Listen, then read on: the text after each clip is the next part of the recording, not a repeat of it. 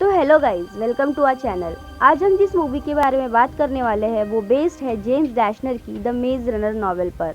जैसे कि मैंने आपको पहले भी बताया है, इस सीरीज़ के 3 पार्ट्स है, जिसका पहला पार्ट मैं एक्सप्लेन कर चुकी हूँ, जिसकी लिंक मैं आपको डिस्क्रिप्शन बॉक्स या आई बटन पे दे दूँगी। गाइस, अगर आपको हमारा वीडियो अच्छा लगे तो लाइक करें, हमारे चैनल को सब्सक्राइब करें और बेल आइकन दबाना ना भूलें ताकि जब भी हमारा वीडियो आए आपको पता चल जाए। तो चलिए शुरू करते हैं हमारे सेकेंड पार्ट का एक्सप्लेनेशन, द मेज रनर स्कॉच ट्रायल। मूवी की स्टार्टिंग में हम थॉमस का फ्लैशबैक देखते हैं, जिसमें उसकी माँ उसे विकेट को दे रही होती है और वहाँ उसके बाकी दोस्त भी है। विकेट वही ऑर्गेनाइजेशन है जिन्होंने थॉमस और उसके दोस्तों को मेज में रखा था। फ्लैशबैक खत्म होने पर हम थॉमस को उसी हेलीकॉप्टर में देखते हैं जिससे कुछ लोगों ने उन्हें मेज से निकाला था। वो लोग थॉमस और उसके दोस्तों को एक फैसिलिटी में ले जाते हैं जिसे मिस्टर जैनसन चलाते हैं। मिस्टर जैनसन उन्हें बताते हैं कि वो वहाँ सेफ है, वहाँ कोई इन्फेक्शन नहीं है और वो उन्हें विकेट से दूर किसी सेफ जगह पहुँचा देंगे। तब तक वो उस फैसिलिटी में रह सकते हैं। मिस्टर जैनसन उन्हें खाना, कपड़े और मेडिकल केयर प्रोवाइड करते हैं, जिसके बाद उन्हें बाकी बच्चों के साथ रखा जाता है, जिसका मतलब कि उन्होंने और बच्चों को मेज से बचाया था। यहाँ हमें पता चलता है कि विकेट द्वारा एक ही नहीं बल्कि कई सारे मेज चलाए जाते थे और कई सारे बच्चों पर वहाँ एक्सपेरिमेंट किए जा रहे थे। कैंटीन में बाकी बच्चों के साथ खाना खाते वक्त थॉमस को एरिस के बारे में पता चलता है, जो कि वहाँ एक हफ्ते से है। तभी जैनसन वहाँ आकर कुछ बच्चों को अपने साथ ले जाते हैं। तभी थॉमस को टेरेसा कैंटीन के बाहर दिखती है, जिसे कुछ नर्सेस कहीं ले जा रही होती है। थॉमस उसे बाहर मिलने जाता है, लेकिन उसे गार्ड्स रोक लेते हैं, जिसके बाद सबको उनके रूम्स में भेज दिया जाता है। जब सब अपने रूम्स में सो रहे होते हैं, वहाँ एरिस एसी की डक से थॉमस से मिलने आता है और उसे उसी रास्ते से लैब के बाहर ले जाता है, जहाँ उसे कुछ बॉडी स्ट्रेचर पर लैब के अंदर ले जाते हुए दिखाई देते हैं। एरिस उसे बताता है कि यहाँ हर रात को ऐसे ही बॉडीज को लैब में ले जाया जाता है और उसे नहीं लगता कि कोई भी यहाँ सेफ है। अगले दिन थॉमस जबरदस्ती गार्ड से झगड़ा करता है ताकि वो गार्ड से एक्सेस कार्ड ले सके, क्योंकि उसे जानना है कि लैब में उन बॉडीज के साथ क्या होता है। अब झगड़ा करने की वजह से उन्हें वापस उनके रूम्स में लॉक कर दिया जाता है, जहाँ फिर से एरिस आ जाता है, क्योंकि ये उन दोनों का ही प्लान था। फिर से वो एसी डक्ट से लैब के बाहर पहुँचते हैं, लेकिन इस बार उनके पास एक्सेस कार्ड भी है, इसीलिए वो लैब में घुस जाते हैं। लैब में पहुंचकर एरिस और थॉमस को वहाँ कुछ बॉडीज टंगी हुई दिखती है, जिनसे कुछ एक्सट्रैक्ट करके निकाला जा रहा होता है। तभी वहाँ किसी के आने की आवाज़ सुनकर दोनों छुप जाते हैं। जैनसन वहाँ आकर डॉक्टर एवा से वीडियो कॉल पर बात करते हैं, जिससे थॉमस समझ जाता है कि वो अभी भी विकेट में ही है। जैनसन विकेट के लिए काम करता है। जैनसन एवा को बताता है कि वो अब नए लोगों पर एक्सपेरिमेंट करेंगे, जिसके बाद थॉमस और एरिस अपने रूम में वापस जाकर बाकी के दोस्तों को सब बता देते हैं और जैनसन वहाँ पहुँचे उसके पहले वो एसी की डक से बाहर निकल जाते हैं। अब वो सबसे पहले टेरेसा को बचाने जाते हैं, जिसके बाद बचाते हुए वो मेन गेट तक पहुंच जाते हैं, पर वहां एक्सेस कार्ड काम नहीं करता और वहां जैनसन भी आ जाता है। जैनसन उनसे कहता है कि बाहर वो सरवाइव नहीं कर पाएंगे, जिसे वो द स्कॉच कहते हैं।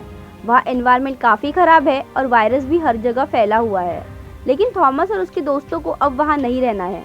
तभी एरिस बाहर से दरवाज़ा खोल देता है और सब बाहर निकल जाते हैं।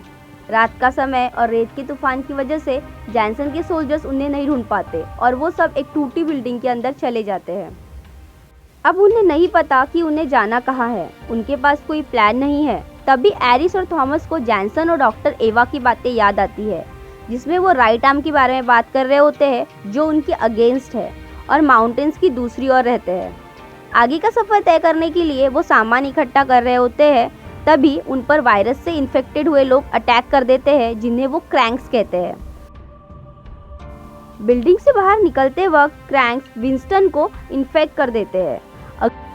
अगली सुबह वो अपना सफ़र फिर से शुरू करते हैं और शहर को देखते हैं, जो कि पूरा उजड़ा हुआ है और विंस्टन का इन्फेक्शन भी बढ़ते जा रहा होता है, जिसकी वजह से वो खुद को गोली मार लेता है, एज वो क्रैंक्स की तरह नहीं बनना चाहता।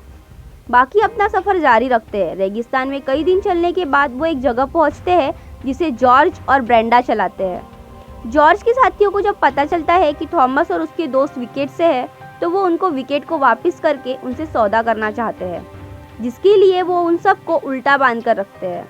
लेकिन जॉर्ज ऐसा नहीं चाहता, एज वो उनके साथ राइट आर्म को ढूंढना चाहता है, क्योंकि राइट आर्म बस इम्यून लोगों को ही अपने साथ रखता है। इसीलिए जॉर्ज को थॉमस और उसके दोस्तों की ज़रूरत होगी। जैनसन वहाँ सोल्जर्स को लेकर आता है और थॉमस के दोस्तों को उनके हवाले करने के लिए कहता है, लेकिन तब तक सब लोग वहाँ से निकलने में कामयाब हो जाते हैं। इसी बीच ब्रेंडा और थॉमस बाकियों से अलग हो जाते हैं।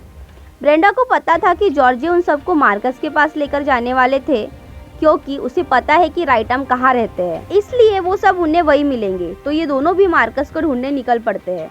रास्ते में उन पर कुछ क्रैंक्स अटैक कर देते हैं। दोनों एक दूसरे की मदद से बच जाते हैं, लेकिन एक क्रैंक ब्रेंडा के पाँव पर काट देता है, जिससे अब वो भी इन्फेक्टेड हो गई है। थॉमस और ब्रेंडा मार्कस के ठिकाने तक पहुंच जाते हैं, जहां एक अनजान आदमी उन्हें कुछ पीने के लिए देता है और वो अंदर जाकर अपने दोस्तों को ढूंढने लगते हैं। उस ड्रिंक में कुछ मिलाया होता है, जिसकी वजह से ब्रेंडा वहां से जाना नहीं चाहती और थॉमस को भी हेलुसिनेशंस होने लगते हैं, जिसके बाद वो बेहोश हो जाता है। उठने पर उसके दोस्त उसके साथ होते हैं और जिस आदमी ने उन्हें वो ड्रिंक दिया था वही मार्कस था, जिससे जॉर्ज राइट आर्म का पता पूछता है और उसी की गाड़ी से सब आगे बढ़ते हैं। अब सब लोग गाड़ी से एक टनल तक पहुंच जाते हैं, जो गाड़ियों की वजह से ब्लॉक थी। जैसे ही सब गाड़ियों से उतरते हैं, कुछ लोग उन पर गोलियां चलाने लगते हैं और उन्हें पकड़ लेते हैं। उनमें से 2 लड़कियां एरिस के साथ उसके मेज में थे और उसके दोस्त है। वो थॉमस को बताते हैं कि उन्हें राइट आर्म ने बचाया था, जिसके बाद वो लोग उन्हें राइट आर्म के पास ले जाते हैं। क्योंकि ब्रेंडा इन्फेक्टेड थी, वो वही गिर जाती है और वेंस, जो कि राइट आर्म का हेड है, उसे मारने वाला होता है, क्योंकि वो इन्फेक्टेड लोगों को वहाँ नहीं रख सकते। तभी वहाँ मैरी आ जाती है, जो कि एक डॉक्टर है और विकेट के लिए काम किया करती थी। मैरी थॉमस को पहचान लेती है, एज उसी ने राइट आर्म को विकेट और मेज के बारे में बताया था, और जब विकेट को ये पता चला तो उन्होंने थॉमस को मेज में भेज दिया। मैरी कहती है कि थॉमस ब्रेंडा की हेल्प कर सकता है, लेकिन उससे भी ब्रेंडा बस कुछ दिन के लिए ही बच पाएगी, और मैरी थॉमस के ब्लड से एक वैक्सीन बनाकर ब्रेंडा को लगा देती है। टेरेसा, जो कि हमेशा से ही विकेट के साथ थी, उसे लगता था कि विकेट ही सबको बचा सकता है। विकेट को राइट आर्म की लोकेशन के बारे में बता देती है और जैनसन वहां आकर सबको पकड़ लेता है, जिसके बाद डॉक्टर एवा भी वहां आती है। जैनसन मैरी को गोली मार देता है, क्योंकि वो नहीं चाहते कि वो आगे और इंडियंस की हेल्प करे और बाकी बच्चों को अपने साथ ले जा रहे होते हैं। तभी ब्रेंडा और जॉर्ज वहाँ ट्रक लेकर आते हैं, जिसकी वजह से थॉमस और उसके दोस्त वहाँ से बचकर निकल जाते हैं, लेकिन वो लोग मिनो को अपने साथ ले जाते हैं। अगले दिन थॉमस मिनो को बचाने का सोचता है और उसे विकेट को भी खत्म करना है, और ये मूवी यही खत्म हो जाती है। गाइस, इसके बाद की थॉमस की जर्नी जानने के लिए हमारे मेज रनर के अगले पार्ट के एक्सप्लेनेशन का वेट करें।